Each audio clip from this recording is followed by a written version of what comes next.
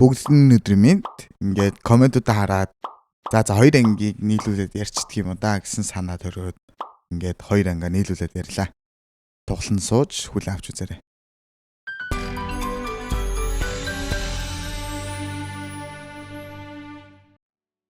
Хоёрдугаар анги. Өдөөний улуучин цочроосон шидтэн.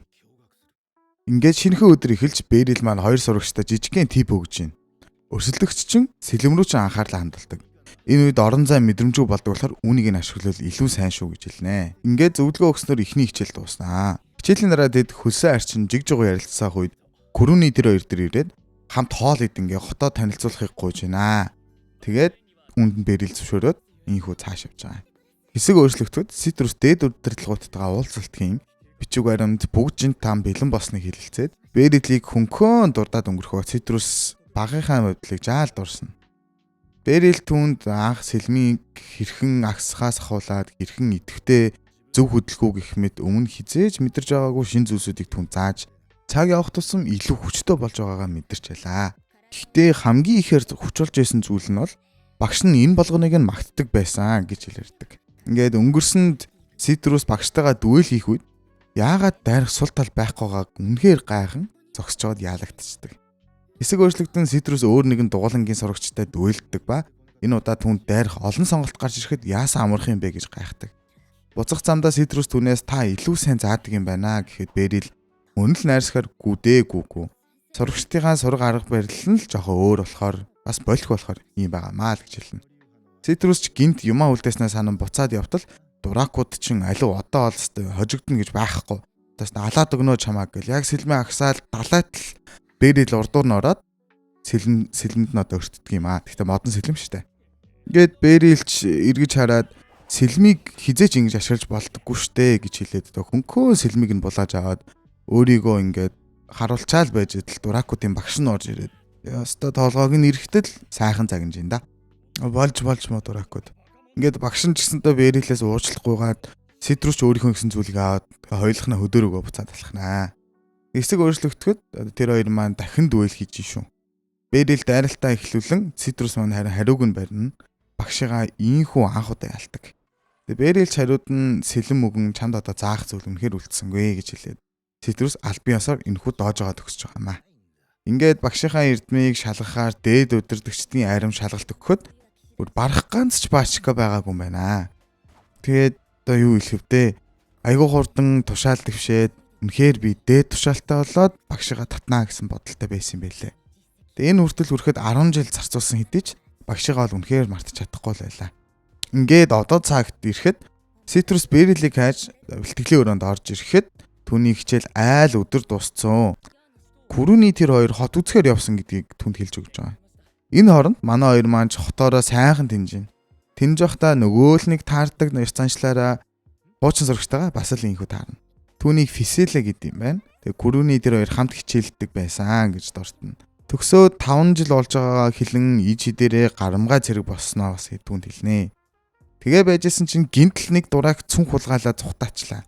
Фисел байж байгаараа багшаа би танд юу чаддгийг харуулъя гээл сэлмээрээ нэг л далаагаад шид одоо сэлмийн хүч хоёр хосолсон нэг техникээр хөлийг нь шууд л боогоодхлээ. Тэгээ багш нь сурагчаа магтан Фисел хариуд нь үгүйдээ би танд талархаж байна хэмээн хэсэг өөрчлөгдөнө. Хар үрээр Бэрил гэрээсээ гарan баахан бодол болоод алхаад байна шүү. Тэгсэн хойноос нэг шар устэй жижигхэн охин түүнийг дуудаал хөөй хүүе чи хөөй хүй гэл бүр дуудаал байна. Тэгэд ингэж дуудсны эцэст нь нэг анзаарч байгаа. Тэгсэн хариуд нь би бол дээд удирдлагын шидтэн сэргүүдийн удирдагч Lucy Diamond гэдэг хүн байна. Гэх мэтэр өөрийгөө танилцуулаад байжсэн чинь Бэрилч бүр тоогч юм алга. Үе жоохоо охин чи төөрсөн юм уу гэж авдээ. Гэсэн одоо хүртэл жоохон хөвгтөл гэж бодоостой хариуд нь шид хэрэглээд үзүүлсэн чинь Бэрил энэ удаа түнд итгэмэр айдаж байгаа юм л та. Тэгээ Фиселээс би бол чамайг сонссон. Уучны багш нь энэ хотод ирсэн гэж байсан. Түүний сэлэм чадвар үнэхээр сайн шүү гэж үнэхээр магтаал байсан. Тэгэхээр намайг дахиад нэг удаа хүүхэд гэх юм бол зүгээр өнгөрөхгүй шүү би чамайг гэд нэг доожоо шиг газар авчирснаа. Одоо би юу сурснаа, юу хийж чадхаа мэдмээр байна. Өдийг хүртэл хүчтэй өрсөлдөгчтэй ерөөсөө таарч ийсэнгүү. Магадгүй чи миний хүчтэй өрсөлдөгч болох бах. Тэгэхээр хоёул энд дүэлтий гэд Бэрилч дүэлийг хүлээн зөвшөөрч байгаа. 3 дугаар анги цаг уурын хурц дайралт. Алмаз чинь шууд л дайраад эхэллээ шүү. Бэрилч гинтийн дүүлийг авч алмаз дуртаяа дүүлээ эхлүүлнэ.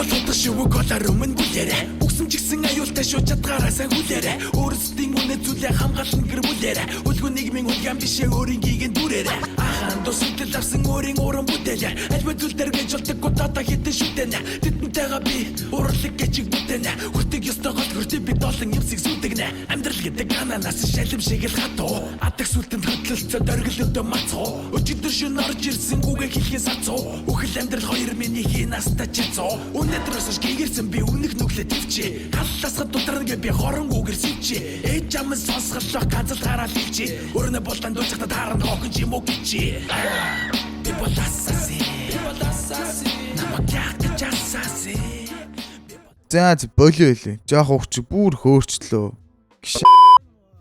Дүэлч ингээд дуусчихж байгаа. Тэгээд би бинээ их л хүндэлж респект өгөөл дуусах шивтэй. Тэгээд Diamond түнд хариуд нь шидийн амд үнэхээр цаг гарвал хүрээд ирж болно шүү гэд зам авч байгаамаа. Хэсэг өөрчлөгдөд хичээлч дуусч фисэл бэрилтэй мэдлэн шидэд дуусмал руу зарахаар ирснэ түнд хилдгий. Тэгээд манай удирдагчийн уучлалт гээд нэг уусмал түнд өгдөг. За энэ уусмал нь болохоор одоо эдгээх уусмал юм шиг байгаа. За тэгээд бэрилч та үнийг нь нэг амар нэрлэхгүйгээр кармалаад авчихна. Тэгээ мөн бэрил тэр нэг жижигхэн охин танаа энэ байгууллагын удирдагч гэхэд бас үнэхээр итгэж өгөхгүй байна л гэж хэлж байгаа. Тэгээ яриа таслагдсан Citrus тэдэн дээр ирж байгаа. Citrus түүнд хоёуланд нь ярих яриа байна гэж хэлээд түүнийг арай нэг өөр газар руу авч явангаа ярьж байгаа юм л та. Юу вэ гэхээр шинэ адал явдал хайгчдыг одоо бэлтгэгч хэрэгтэй байна гэж түнд хэлж байгаа. Яг яадаг бэлтгэл юм болоо гэхэд нь эхний ээлжинд одоо данжны дайралтанд бэлдэж яаралтай үед авах арга хэмжээгч мөн зааж гээд сурах ёстой гэж хэлнэ. Тэгээ бэрилч та хальт өнгөрснөө дурсаад авлаа.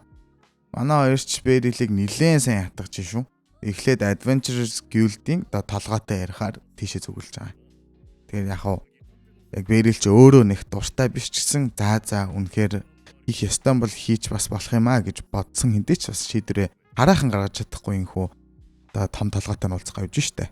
Ингээд яваад очсон чинь нөгөө алмац ч хүлээж чинь. Тавтаа морил гэж авчихна. Яг л өөрийнх нь гэрт ингээд угтж авч байгаа юм шиг л байна. Ингээд Nidus гих Adventures Guild-ийн толгойтой танилцж байгаа. Түүнийг ч шууд л үнэхээр л баярлаа гэд юу зөвшөөрлөөд тэглээ. Тэгээ туслах гих одоо Megan гих залуу нь бэрилийг нэх та сайшаахгүй байгаа бол та ер нь л жоохон тоогүйхан харж байгаа юм л та. Тэгээ данжин руу анхлан суралцагч нар ордгоо маа л гэж байна. Яагаад гэвэл бэрил данжин руу орсон гэсэн юм түүх байхгүй. Дээрээс нь яг дөнгөж орж эхэлж байгаа болохоор анхлан гэсэн одоо цол хэрэгмтэйгээр орох юм байна л та. Ийм болохоор бэрилийг хүлээн зөвшөөрөхгүй, данжин руу оруулахгүй гэж хэлж байгаа юм л та.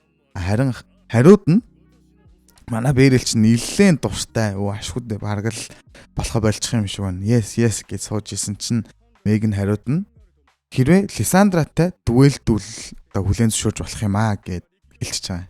Бэрилч та нэх айтайхан болохгүй нэ гэж бодож итэл яах ч аргагүй дэ ингээд дахин нэг дүэл хийхэр болж байгаа юм л та. Дүэл эхлэхийн өмнө Лисандра өнгөрснөө бас хальцсан л та. Тэгээд Лисандрагийн өнгөрсөн нь болохоор дээхэн үед Лисандраг жоохон байхад нь гэр бүлээрээ хамт аялалд явж байхад авраг том баавга гарч ирээд тэдний сүхт иргийг нь одоо нураагаад яг үхэхийн даваан дээр ээж нь түүнийг гол руу түлхдэг. Үүнээсээ амьд гарч чадан түүнийг бэрил гэртээ авчираад асраад түн сэлэм ахсыг багаар ингэж дасгаж зааж эхэлсэн юм байна. Ийхүү одоо багш авийн барьдлагч яг ингэж эхэлж байгаа. Өдөр шөнөгүй л хамт бэлтгэл хийдэг болж л тээ. Лисандрач одоо байгаадаа нэлээд сэтгэл хангалуун байгаа нь харагдаж байгаа. Ингээд цагч өнгөрс Лисандра шинэ гэр бүл дүрслэгдэн тэд салахаас хийсэн юмсан жий. Лисандра өөр шиг нь олон хүн байхгүй байгаасаа мөн дэлхийг өөрийн биеэр харж аялж үзмээр байна гэсэн зорилгодоор адал явдал хайгч болсон гэдгээ хэлнэ. За одоо энэ удаа жинхэнэ дүэл эхэлж байгаа.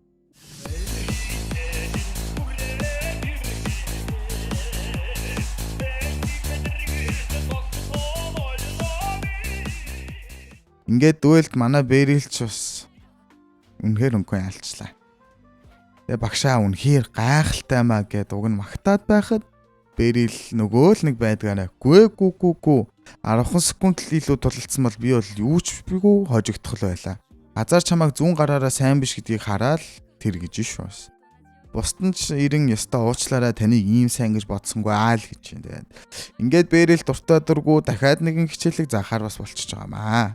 Тэгээд дараагийн өдөр болоод шинэхэн 3 адвенчертай хамт данжин руу орж байгаа. Тэгээд 3 жижигхэн гоблиныг бол илбэкэн барчлаа.